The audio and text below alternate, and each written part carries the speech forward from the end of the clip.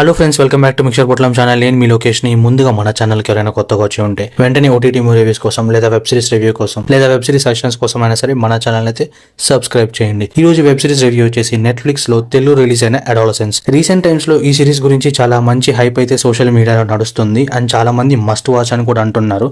So ఏముందనేసి చూస్తే literally 4 episodes release అయిన ఈ సిరీస్ చూసాక డెఫినెట్లీ వర్త్ వాచింగ్ అనిపించింది. ఇప్పుడున్న జనరేషన్ కి అయితే మస్ట్ వాచ్ సిరీస్ అసలు. ఆల్సో యూకే పిఎం అయిన కేఎస్ స్టార్మర్ గారు కూడా ఈ సిరీస్ అయితే సెకండరీ స్కూల్స్ లో చూపించాలనేసి స్టేట్మెంట్ కూడా చెప్పారు. నేను కూడా మన ఇండియాలో ఈ సిరీస్ కంపల్సరీగా అందరూ చూడాలి, ఎస్పెషల్లీ సెకండరీ స్కూల్స్ కూడా. అంతగా సిరీస్ లో ఏముందంటే తెలిసి తెలియని వయసులో మన ఫ్యూచర్ జనరేషన్ సోషల్ మీడియా అనే వెపన్ ని ఎలా యూస్ చేస్తున్నారో చెప్పనక్కర్లేదు. సో అది ఒక ఎక్స్ట్రీమ్ పాయింట్ కి వెళ్తే ఏమవుతుంది అండ్ అసలు టీనేజర్స్ థాట్ ప్రొవోకింగ్ ప్రాసెస్ ఎలా ఉంటుంది ఇవన్నీ కూడా ఈ సిరీస్ లో అయితే చూపించారు. నాకైతే 3rd ఎపిసోడ్ లోని సైకియాట్రిస్ట్ తో ఉండే కాన్వర్సేషన్ కానీ అండ్ 4th ఎపిసోడ్ లో క్లైమాక్స్ చూసాక ఒక kind of shock and yes ఇది రియాలిటీ కదా అనిపించింది. చాలా మంది పేరెంట్స్ ఎస్పెషల్లీ ఈ జనరేషన్ వాళ్ళు ఖచ్చితంగా చూడాలి. ఎందుకంటే ఒక రకంగా పిల్లలకి అన్నం తినిపించడానికి ఫోన్ ఇచ్చి కార్టూన్ వీడియోస్ పెడుతున్నారు. అంతవరకు బాగానే ఉన్నా దాని ప్రభావం ఏంటంటే కొన్ని రోజుల తర్వాత వాళ్ళకి ఫోన్ వాడడం వస్తుంది అండ్ మెల్లగా అలవాటు అవుతుంది. దాని తర్వాత వాళ్ళు స్లోగా రీల్స్ చూడడం స్టార్ట్ చేస్తుంటారు.